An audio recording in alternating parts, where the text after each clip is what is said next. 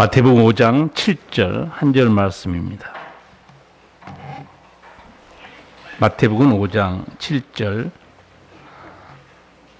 긍휼히 여기는 자는 복이 있나니 저희가 긍휼히 여김을 받을 것이며 아멘.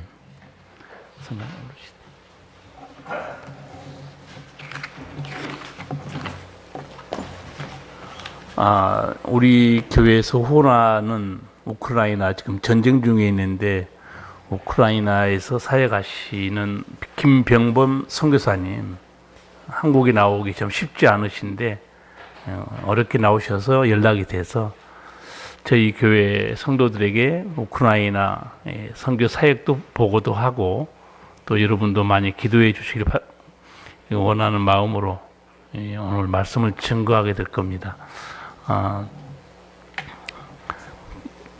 목사님이 소개하시겠지만 제가 보기 이렇게 미남인데 어떻게 결혼을 30대 후반까지 결혼을 못하고 우크라이나로 가서 거기서 현지 사모님을 만나셨어요. 사모님이 또 우크라이나 목사님 따님이셨고 사모님이 공부를 또 너무 많이 하셔서 영어도 너무 잘하시고 어마어마한 좋은 사역을 하고 계시는 걸 들었고, 선교사님이 어떤 사역을 하고 계시는가는 제가 여러분에게 카톡에 다 올렸습니다. 카톡을 본 사람은 선교사님이 거기서 지금 전쟁 중에 구호 사역, 여러 가지 구제 사역도 있고 신학교 목회자 훈련시키는 사역도 있고 또 개척교회 사역도 있고 순회하면서 그 우크라이나 전체를 돌아다니면서 목회하고 있는 사역, 제가 카톡에 간단하게 사진 다 올려드렸습니다. 제가 나라가 얼마나 큰가 물어봤더니 우리나라 7배라고 그래요. 그리고 한 끝에서 한 끝에까지 가는데 1000km고 땅이 까매서 비옥해서 비료를 안 줘도 매년 풍작이라고 그래요. 그렇게 좋은 곳에서 하나님의 사람들을 위해서 수고하고 있었는데 제가 질문했어요. 거기 러시아 정교회면 다 예수 믿는 나라 아니냐 그러냐고 그랬더니 러시아 정교가 80%래요. 그럼 똑같습니다. 로마에는 캐톨릭이 있었고 동쪽에는 러시아 정교가 있었거든요. 정교회가. 근데 말씀을 들어보니까 사제들이 기도도 안 하고 다 술 담배도 하고 말씀도 별로 그렇게 안 가르쳐서 목사님 보시기에는 말이 정교회가 80%지 다 쭉정이라는 거예요. 할 일이 너무 많다는 거예요. 그래서 오늘 자세한 말씀은 목사님께 직접 들으시길 바랍니다. 김병범 선교사님.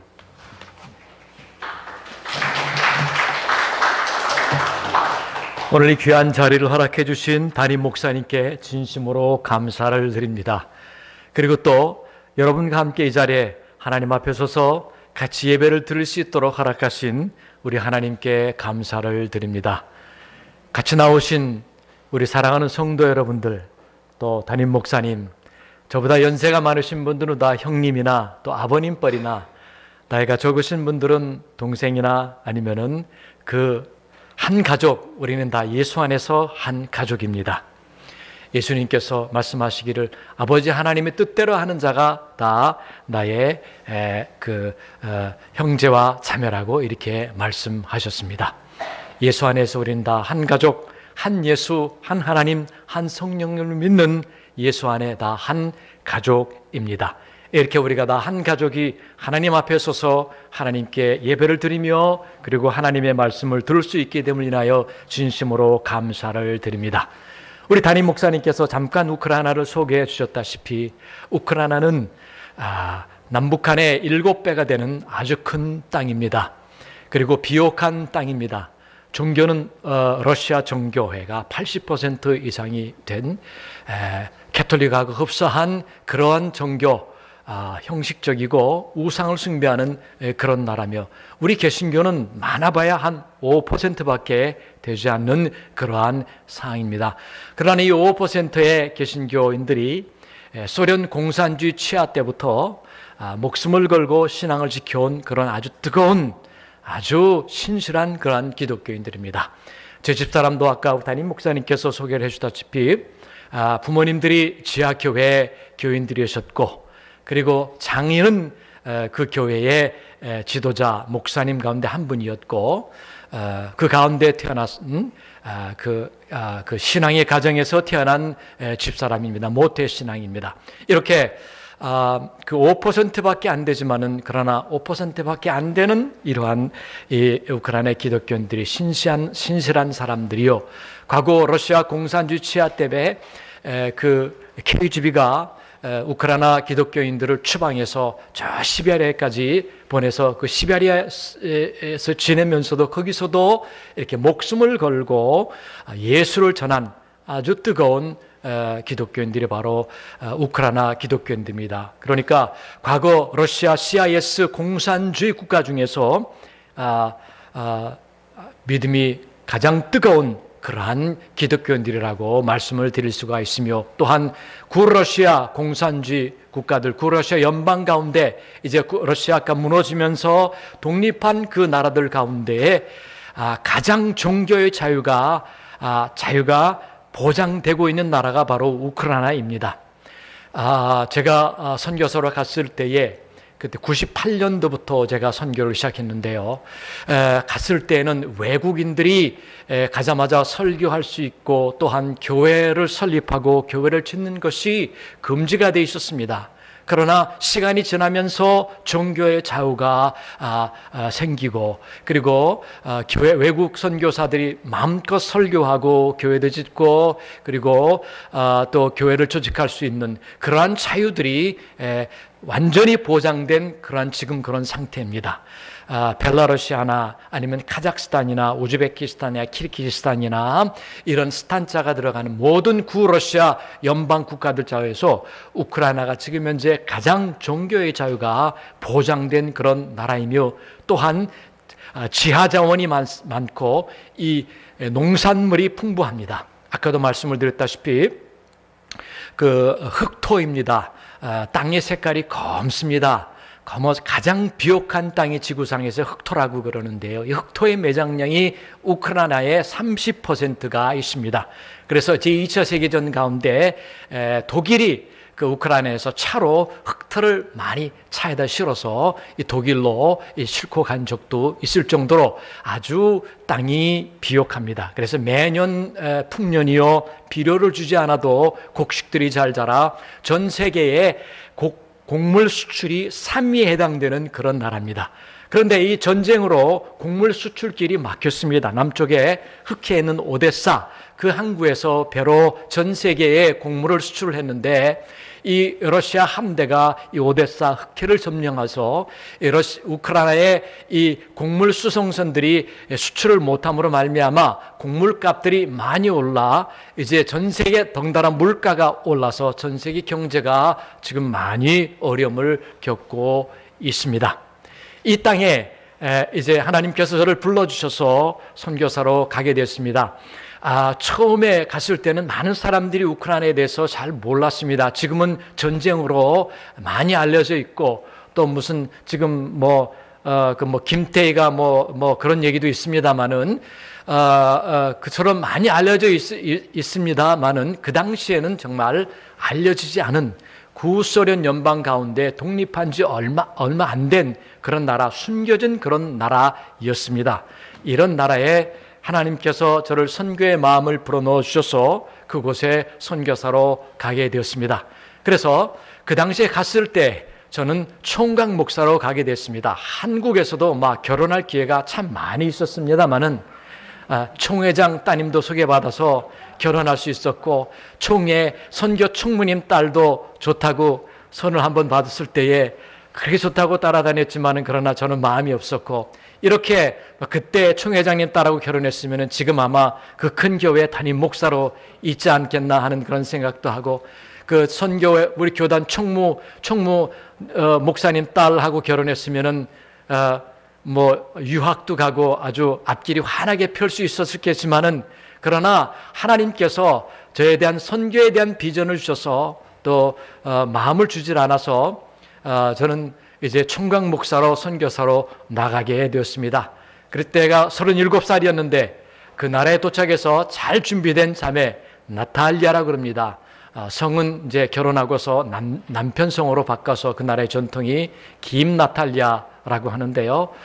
자, 만나서 이 결혼을 하고 두 딸을 두고 지금까지 같이 사역을 해오고 있습니다. 저희들이 어떻게 만난지에 대해서는 잠깐 소개를 해드리도록 하겠습니다. 소설 같은 그런 얘기입니다. 우크라이나에는 키예프 수도에는 지하철이 있습니다. 우크라이나의 지하철은 사실 우리 한국보다도 먼저 지하철이 생겼습니다. 제가 98년도에 이제 선교를 시작하면서 간지 얼마 안 돼 지하철을 타고 가고 있었는데 제 바로 맞은편에 앉아 있었습니다. 저는 그다시 성경을 읽고 있었고 또 이제 러시아, 우크라이나는 전혀 모르는 그저 영어만 할 줄 아는 그런 선교사였는데 제 바로 맞은편에 앉아서 그때 제가 영어 성경을 읽고 있었습니다. 그래서 성경을 읽고 있는 거 보니까 관심을 가지고 저를 쳐다봤습니다. 그리고 제가 내리는 정거장이 마침 같은 정거장이었습니다. 그랬더니 딱 저에게 다가와서 혹시 한국에 오신 분이 아닙니까? 라고 이렇게 대담하게 먼저 물어왔습니다. 그랬더니 그렇다고 어떻게 그걸 알게 됐냐 그랬더니 자기가 남아공에서 바이블 칼리지에서 공부할 때에 그때에 한국 학생들이 4명이 있었는데 그 학생들을 통하여서 한국의 영적인 부흥에 대해서 많이 들었습니다. 전 세계에서 제일 큰 장로교회, 감리교회, 오순절교회 하여튼 전 세계에서 제일 크다고 하는 각 교단마다의 큰 교회들이 한국에 있고 약 30%의 한국 사람들이 예수 믿는 그러한 기독교의 큰 부흥이 일어난 나라라고 얘기를 듣게 됐습니다. 라고 하면서 그래서 그때 그 인상이 너무 참 신선하고 예뻐서 제가 그 전화번호를 좀 달라고 했습니다. 전화번호를 주었습니다. 그때 안 줬더라면은 이제 더 이상 만날 수 있는 그런 기회가 없었을 텐데 전화번호를 줘서 며칠 후에 제가 전화를 해서 만나서 이제 통성명을 했습니다. 그랬더니 이제 목사님 딸이요 또 지하교회 시절부터 모태신앙으로 부모님들 같이 숲속에서 비밀리에 같이 기도하고 찬양하고 기독교인들이 모여서 그렇게 신앙을 간직해 온 아주 기독교 집안이더라고요. 또 어머님 쪽으로는 벌써 집사람이 4대째 기독교인이더라고요. 또 남아공에서 신학을 공부했고 본인이 또 선교사가 되고자 하는 또 비전과 소원이 있고 그래서 하나님께서 지금까지 제가 결혼을 위해서 그토록 오래까지 기도했는데 하나님께서 이곳에 준비한 사람이 아닌가 하는 그런 마음의 감동이 와서 그러면은 저는 이런 사람입니다. 지금까지 저는 제 배우자를 위해서 기도해 왔고 또 우크라이나에 이제 일생을 바쳐서 선교하기를 원하는데 지금까지 배우자를 위해서 기도해 왔는데 못 만났습니다만은 당신 얘기를 듣고 보니까 하나님이 예비하신 제 짝인 것 같습니다. 그래서 결혼하면 어땠습니까? 같이 하나님 섬기는 게 어떻겠습니까? 그랬더니 같이 기도해 보십시다. 본인도 반대는 하진 않았습니다. 같이 기도해 보자고. 본인도 마음에 들긴 들었던 모양입니다. 그래서 우리 같이 기도합시다. 한 달간을 만나질 않고 같이 기도를 했습니다. 한 달 후에 응답을 받고 마음의 평안을 주시고 그래서 이제 결혼하기로 해서 우리 집사람 부모님들에게 허락을 받고 저도 역시 부모님들에게 허락을 맞았습니다. 근데 그 당시에 제 나이는 37살이었기 때문에 그 당시에 37살은 벌써 이미 찰대로 찼고 노총각이었습니다. 지금은 40세 이렇게 돼도 결혼을 안 하는 그러한 추세지만 그 당시에 37은 그야말로 노총각 중에서도 노총각이요. 그렇습니다. 그래서 저희 부모님들은 이미 포기를 하고 네가 좋아하는 사람은 이미 포기를 하고 어떤 사람이든 결혼을 해도 좋다라고 이렇게 결혼만 하면은 좋다라고 선뜻 흥낙을 하셔서 그래서 이제 저희들이 결혼을 하고 한국에서 결혼식을 하고 우크라이나에 와서 또 결혼식을 하고 2번 결혼식을 하고 지금까지 이제 같이 집사람도 사역자요, 저도 사역자요.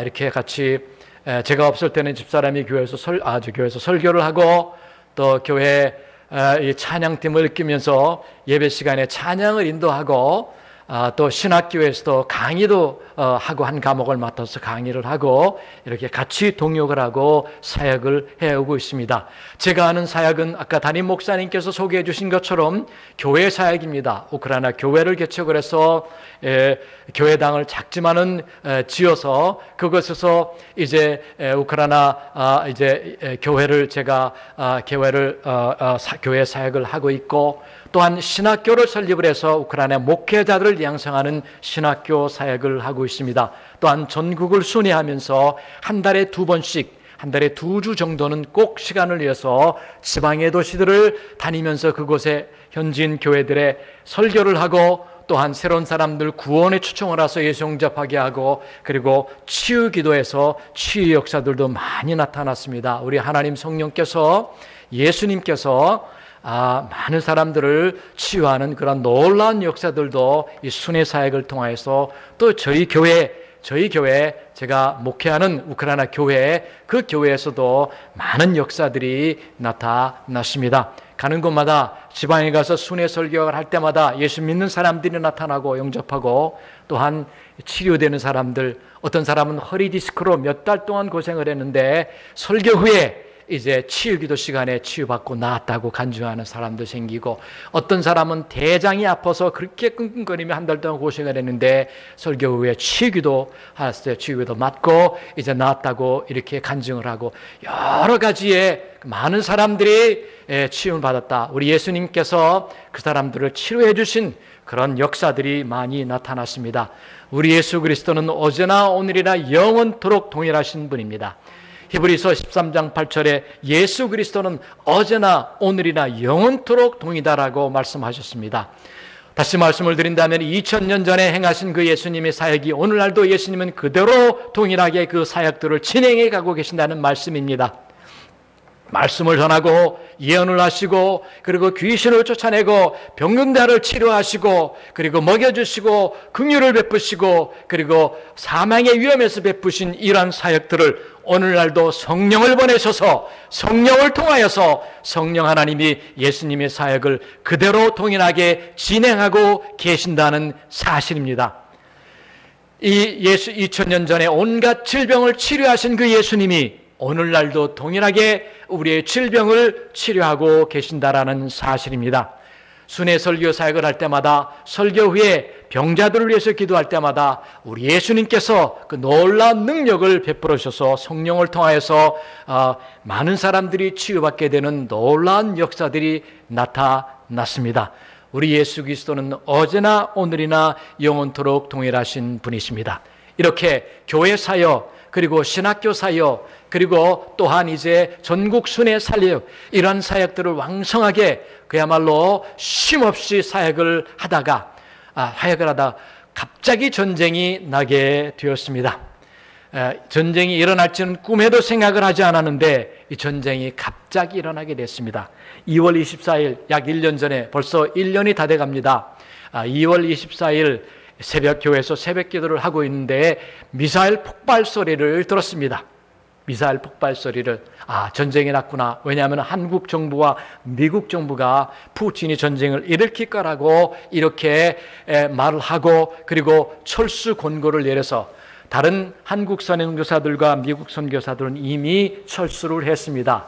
그때는 비행기 편이 있어서 비행기로 탈출할 수 있었지만은 저는 끝까지 남아있겠다라고 해서 결국은 이제 전쟁이 난 걸 보게 되었고, 첫째 날 2월 24일 날 푸틴이 미사일로 우크라이나에 있는 모든 공항들을 활주로를 파괴했습니다. 그래서 24일부터는 이제 공항을 이용할 수 없게 되었고 공항으로 탈출할 수 없게 되었고, 지금도 우크라이나 안으로 민항기가 뜨지 못하고 있습니다.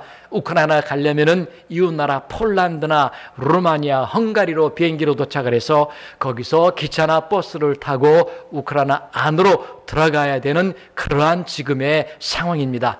그 첫째 날 새벽 기도를 하고 있는데 미사일 폭발 소리를 들었고, 둘째 날도 이제 아랑곳하지 않고 이제 예배당에 와서 새벽 기도를 하고 있는데 또 미사일 폭발 소리를 또 들었습니다.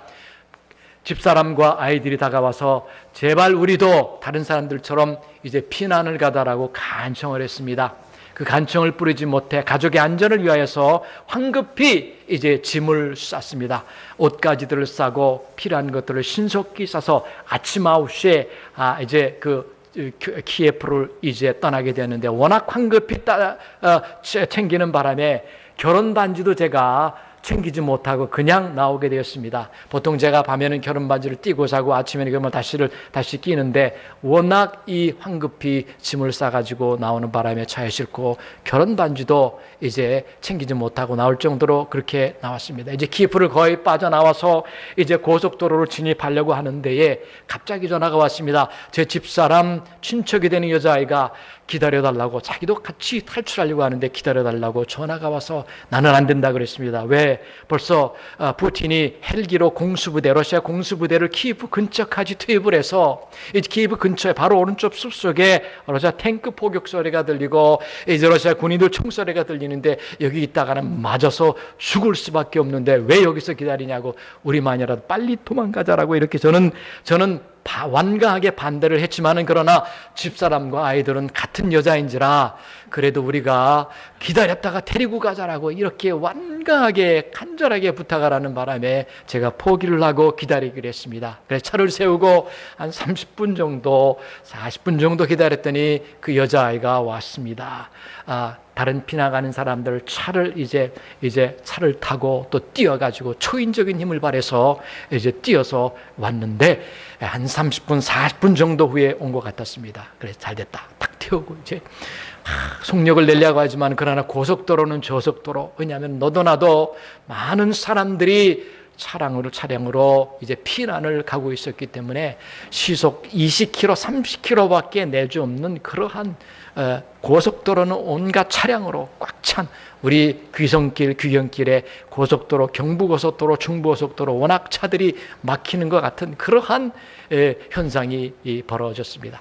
그래 아침 9시에 이제 집을 출발해서 자동차로 국경까지 밤 11시경 됐습니다.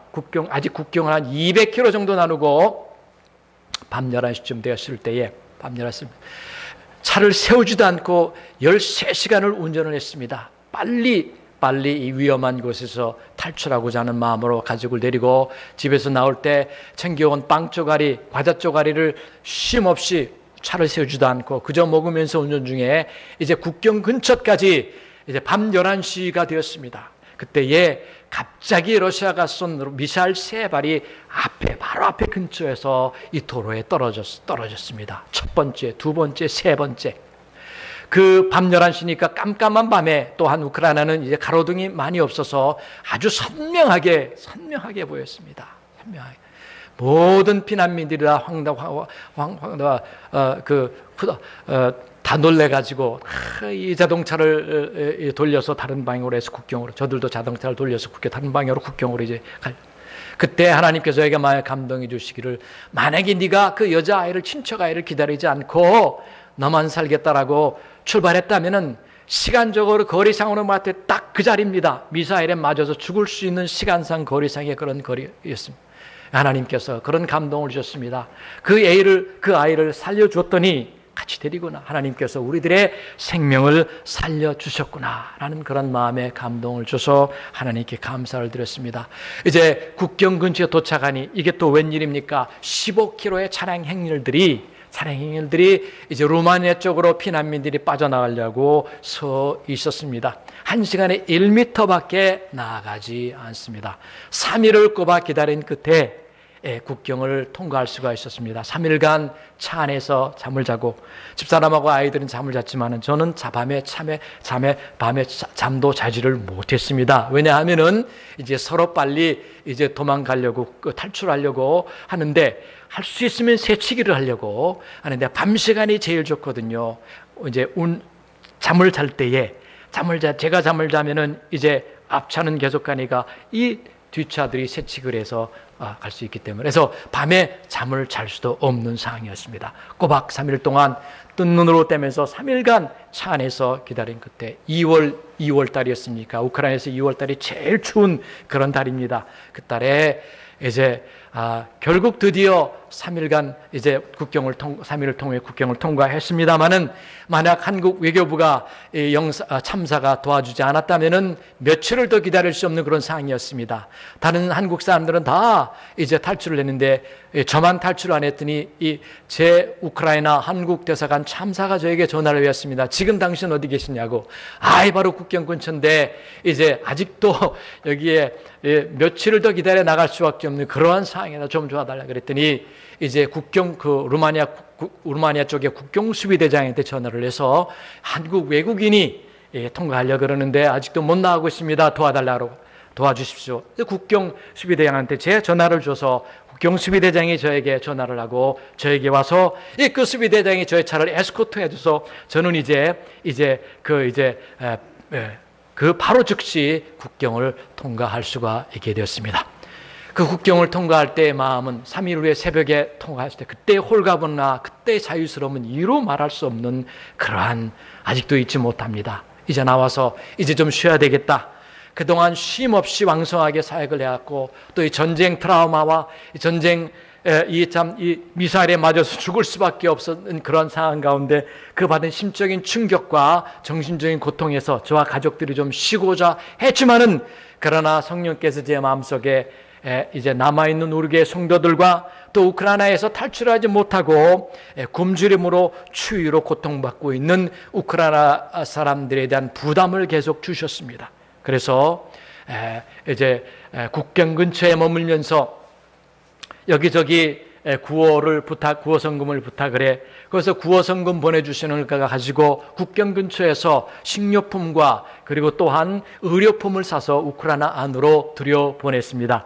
루마니아 교회 성도들이 구호품 살 때에 도와주시고 또 루마니아 교회 성대가 자기 차량으로 이제 우크라이나 안으로 구호품을 실어다 보내주고 또 마침 전쟁 전에 루마니아 국경 근처에 우크라이나 교회, 그 교회에서 설교를 하고 순회 사역을 했는데 그 교회 목사님을 아는 목사님, 그 교회에 루마니아 성도가 차로 구호품을 갖다 주면은 그 교회에서 자원봉사자들이 우크라이나 전국의 차량과 기차를 통하여서 이제 구호품을 전달해주고 전달받은 우크라이나 교회들은 이제 우크라이나 사람들 교회를 초대해서 구호품과 신약 성경을 나눠주고 이제 말씀을 전하여서 이제 회개하고 예성접하게 하고 그러한 사역들을 지금까지 해왔습니다. 또한 이제 루마니아로 나온 우크라이나 난민들, 그 난민들에게 구호품을 나눠주고 전도하였으며 또한 난민 수용소를 방문하여서 구호품 나눠주고 전도하였으며 또한 루마니아 교회 예배당을 빌려서 주일 오후에 매일 오후 2시에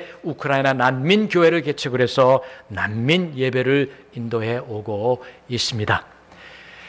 제가 전쟁이 난 후에 좀 더 쉬려고 했지만은 그러나 하나님께서는 역시 또 이렇게 쉬지 못하게 하시고 계속해서 우크라이나 난민들을 위하여서 우크라이나를 위하여서 구호 사역을 하면서 이제 사역을 할 수 있도록 그렇게 하나님께서 또한 역사하고 계십니다. 지금 얼마 전에 러시아가 미사일과 드론을 통하여서 우크라이나 많은 도시의 전력 시설들을 파괴를 했습니다. 그렇다 보니 전기 공급이 원활치 못합니다. 그래서 하루에 전기 공급이 많은 도시들에 6시간, 7시간밖에 되지가 않습니다. 이 추운 겨울에, 우크라이나는 2월 달이 제일 추운 겨울이요. 영하 20도, 25도까지 내려가는 추운 겨울에, 이 겨울에 난방이 안 되니 우크라이나 사람들이 추위에 많은 고생들을 하고 있습니다. 추위에 굶주림으로 많은 고생들을 하고 있습니다. 온 인류는 다 한 가족입니다. 한 아담과 이브로부터 태어난 한 가족입니다. 비록 피부 색깔이 다르고 언어가 다르고 사는 지역들이 다르지만은 아메리카 사람들, 그리고 아시아 사람들, 아프리카 사람들, 그리고 유럽 사람들, 우리 모두는 다 한 아담과 하와의 자손들이라는 것입니다. 여기에 대해서는 여러분들이 반대할 사람이 없으리라고 생각을 합니다. 핏줄로 봤을 때도 우리는 한 아담과 하와로부터 태어난 그러한 모든 한 가족들입니다. 비록 피부색이 다르고 그리고 언어가 다르다 할지라도 유럽 사람들이나 아시아 사람들이나 모두가 다 한 핏줄입니다. 더욱이 예수 믿는 우리들은 더더욱 말할 필요 없이 한 가족입니다. 예수님께서 말씀하시기를 하나님의 뜻대로 행하는 자가야 바로 나의 형제야 자매다라고 말씀하셨습니다. 특별히 우리가 예수 믿고 하나님 뜻대로 행하는 우리들이기 때문에 아시아 사람이든 유럽 사람이든 아프리카 사람들이든 우리가 다 예수 믿는다라 가면은 예수 안에서 한 가족이요 한 형제와 자매들입니다. 우크라이나에 있는 우리의 형제 자매들, 예수 믿는 형제 자매들이 추위와 전력시설들이 파괴, 추위와 굶주림에 지금도 고통을 받고 있습니다. 마태복음 5장 7절에 예수님께서 긍휼히 여긴 자는 복이 있나니 저희가 긍휼히 여김을 받을 것입니다라고 말씀하셨습니다. 이 말씀은 예수님께서 말씀하신 이 산상보훈의 8가지 복은 너희가 이렇게 하라 그러면 너희가 이러한 복을 받으리라라고 하신 말씀이라는 것입니다. 다시 말씀드린다면 어려움을 당하고 있는 사람이 있으면 주위에 너희가 긍휼을 베풀어라. 그러면 너희가 어려움을 당할 때에 긍휼함을 받으리라 라는 그러한 말씀입니다. 지금 우리의 형제자매들, 우크라이나에 있는 형제자매들 탈출하지 못하고 남아있으면서 날마다 눈물과 금식으로 전쟁 종식을 위해서 기도하는 형제자매들이 전력시설이 파괴되어 전기 공급이 원활치 못해 추위와 그리고 굶주림으로 고통을 당하고 있습니다. 우리나라 말 속담에 콩 심은 데 콩 나고 팥 심은 데 팥 남다라고 했습니다. 콩을 심어야 콩이 납니다. 긍휼을 베풀어야 우리가 나중에 긍휼함을 받을 수 있다라는 말입니다. 사람이 무엇으로 심든지 그대로 거두리라고 성경에 기록이 되어 있습니다. 우리가 긍휼을 심을 때에 다른 사람이 우리가 어려움을 당할 때에 우리에게 긍휼을 베풀어 주신다는 그러한 말씀입니다. 마태복음 25장 34절부터 40절에 예수님께서 이렇게 말씀하셨습니다. 너희는 내가 배고플 때 먹을 것을 주었으며 너희는 내가 헐벗었을 때에 옷을 입혀줬고 너희는 내가 병들었을 때에 찾아줬다라고 말씀합니다. 그때 의인들이 예수님에게 말씀합니다. 우리가 언제 예수님을 먹여주었으며 언제 예수님이 추울 때 옷을 입혀줬습니까? 너희 중에 소자 중에 한 사람에게 한 것이 곧 나에게 한 것이다라고 예수님께서 말씀하셨습니다. 또한 마태복음 10장 42절에 예수님께서 말씀하시기를 제자의 이름으로 소자 중 하나에게 냉수 한 그릇이라도 준다면 결단코 자기 상을 잃지 않으리라고 예수님께서 말씀하셨다는 사실입니다. 마태복음 18장 예수님께서 이런 예를 들어주셨습니다. 한 사람이 1만 달란트를 주인에게 줬습니다. 그 주인이 그 사람 불러서 빨리 너희 빚을 내라고. 이 사람은 빚을 갚을 돈이 없었습니다. 1만 달란트를 엎드려서 사죄를 하면서 용서하십시오. 나중에 갚도록 하겠습니다. 그랬더니 그 주인이 긍휼히 여기며 그 빚을 다 탕감해 줬습니다. 이제 홀가분해서 탕감을 받고 난 후에 기분 좋은 마음으로 이제 바깥을 돌아다니고 있을 때에 한 친구를 만났습니다. 그 친구는 이 탕감 1만 달란트를 탕감받은 이 사람의 친구는 100데나리온밖에 빚을 지지 않았습니다. 1만 달란트는 지금으로 친다면은 약 몇십억 정도 되는 그런 큰 돈이고 100데나리온은 지금으로 치면은 몇만 원밖에 안 되는 그런 아주 작은 돈입니다. 그래 이 몇십억의 빚을 주인으로 탕감받은 이 사람이 자기 친구에게 몇만 원 빚을 진 친구에게 빚 갚으라고 독촉을 합니다.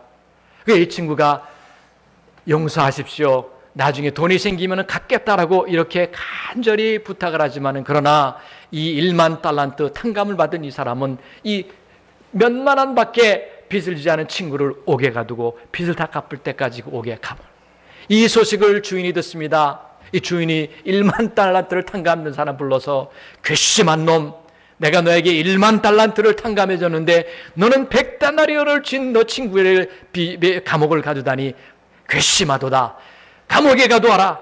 그래서 감옥에 빚을 다 갚을 때까지 감옥에 가두도록 그렇게 했다는 그런 일화를 예수님께서 말씀해 주셨습니다. 우리나라는 6.25 전쟁 이후에 잿더미가 된 그런 나라였습니다. 이 나라를 미국과 서방이 많은 원조를 해서 우리가 그 잿더미에서 일어나 지금처럼 전 세계 10위의 이 경제의 위력을 가진 그런 나라의 축복받은 나라가 되었습니다. 이제 우리가 그런 축복을 받았으니 이제 우리가 저 우크라이나 땅에 추워서 굶주리고 있는 우리 형제자매들을 도울 수 있는 우리가 받은 그 긍휼을 우리가 이제 긍휼을 베풀 수 있는 그러한 여러분들이 다 되시기를 예수님의 이름으로 축원합니다. 또한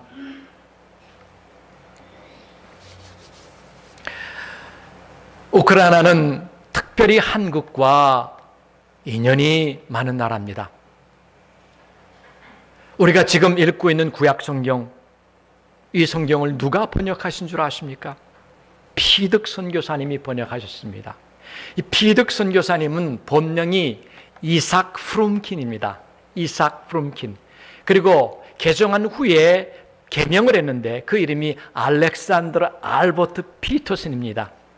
피터슨 목사님이 이 피득 이 선교사님을 세례를 주고, 피득 선교사가 개종을 하고 예수 믿고 회개하고 개종하고 세례받고 난 후에 성을 피터슨 선교사님의 성을 이 피득 선교사님이 땁니다. 그래서 알렉산드르 알버트 피터슨이라는 이제 개명한 후에 영문 이름을 갖게 됐고, 한국으로 오고 난 후에 한국식 이름을 이제 갖게 됐습니다. 그것이 피득입니다. 이분이 25살 때 1871년 태어나고 25살 때에 이제 그 일본으로 왔습니다. 일본에서 미국으로 가기 위해서, 그러다가 일본에서 성서공회 미국 선교사님을 만나 그 교회 참석해서 개종하고 예수 믿고 세례를 받아서, 이 미국 선교사님이 이 청년을 보니까 언어의 탤런트가 있습니다. 영어 잘했죠. 그리고 독일어 잘했죠. 그리고 구약 성경에 기록된 히브리어를, 왜냐하면 이 청년이 유대인이었거든요. 유대인. 그래서 한국의 그 당시에 1890 몇 년도까지만 해도 한국에 아직 구약 성경이 한글로 번역이 안 됐습니다. 신약 성경은 번역이 됐지만은, 그래서 한국에 가서 구약 성경 좀 번역해. 우리가 선교사로 보내줄 테니까 보내주면 선교비 대주고. 그래, 이 피득 선교사님이 동의하고 한국에 이 제물포항으로 들어왔습니다. 3년간을 한글을 열심히 번역을 해서 시편의 일부를 번역을 했습니다. 시편에. 그리고 우리가 지금 부르고 있는 이 찬송가의 몇 곡을 작사를 하고 그리고 계속해서 구약 성경을 번역해서 초벌 번역을 했고, 그리고 다시 또 수정을 하려 보니까 이제 성경에 대한 지식이 없어서 미국 선교사님의 도움을 받아 미국 맥코믹 신학교에서 신학을 졸업을 하고 다시 한국으로 와서 계속해서 이제 계속 수정을 해서 다른 번역위원들과 같이 성경을 번역했습니다. 그래 1910년도에 이제 제대로 된 번역본이 나왔는데요. 구약성경. 이 구약성경이 지금 현재 사용하고 있는 우리 이 개역 구약성경판의 이 근간이 된 이 구약 번역입니다. 이 번역을 피둑 선교사님이 하셨는데, 이분이 어디에서 태어난 줄 아십니까? 당연하죠. 우크라이나죠. 네. 왜 제가 말씀을 드렸겠습니까? 우크라이나 남쪽 자파로지아라는 도시입니다. 드니프로라는 도시입니다. 전 드니프로라는 도시. 그 드니프로라는 도시에 지금도 유럽에서 제일 큰 유대인 회당이 있습니다. 그리고 유대인들이 제일 많이 살고요.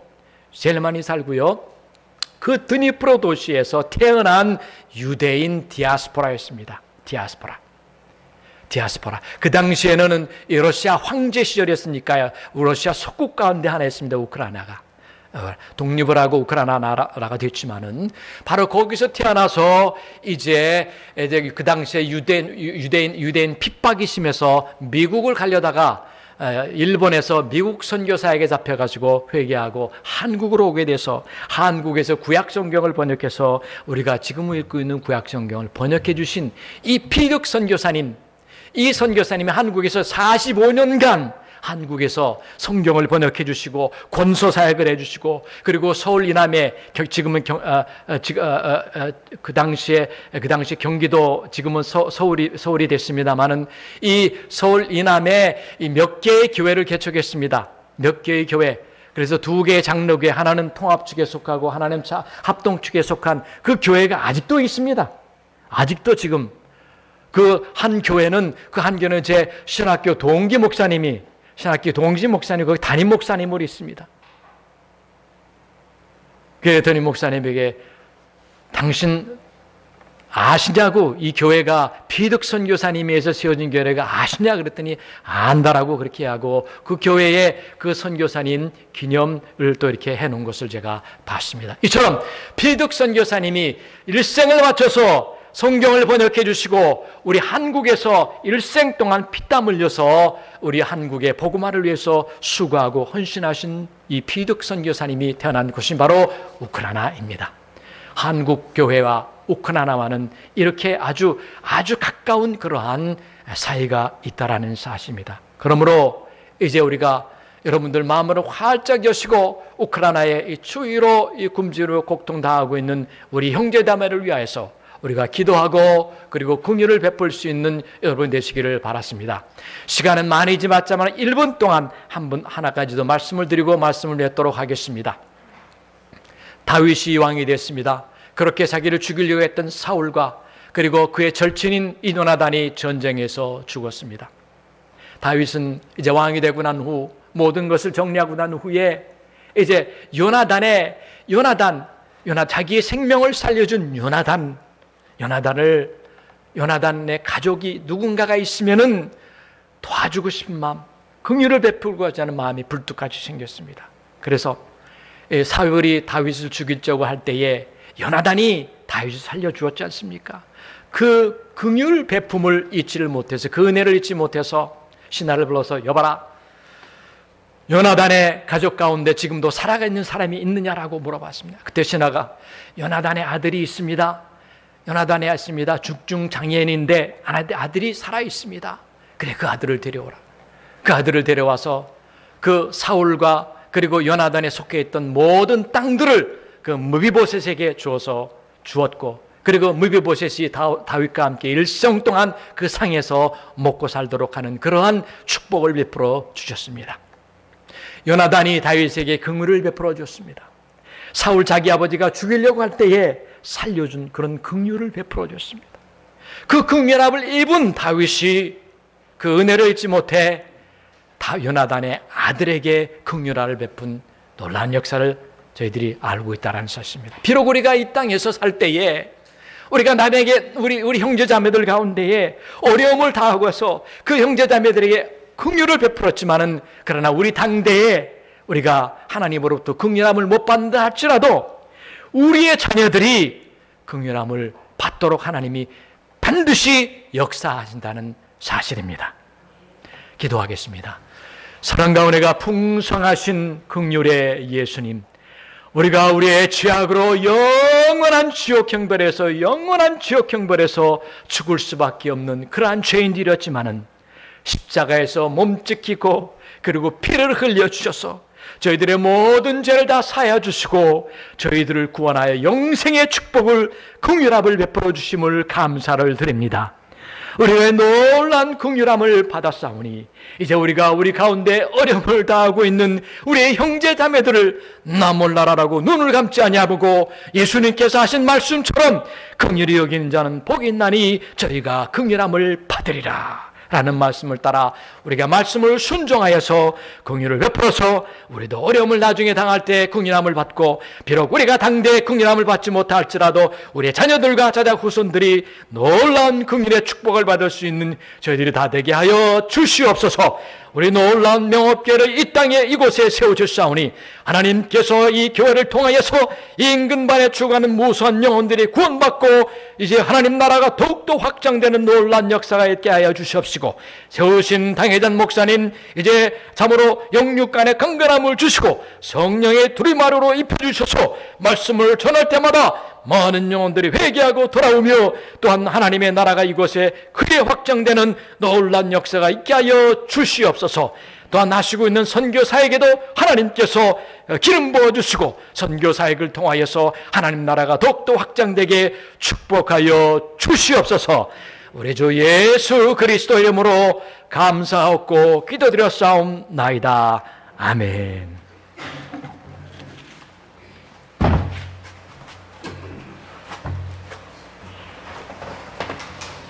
네, 말씀 감사합니다. 377장 부르시면서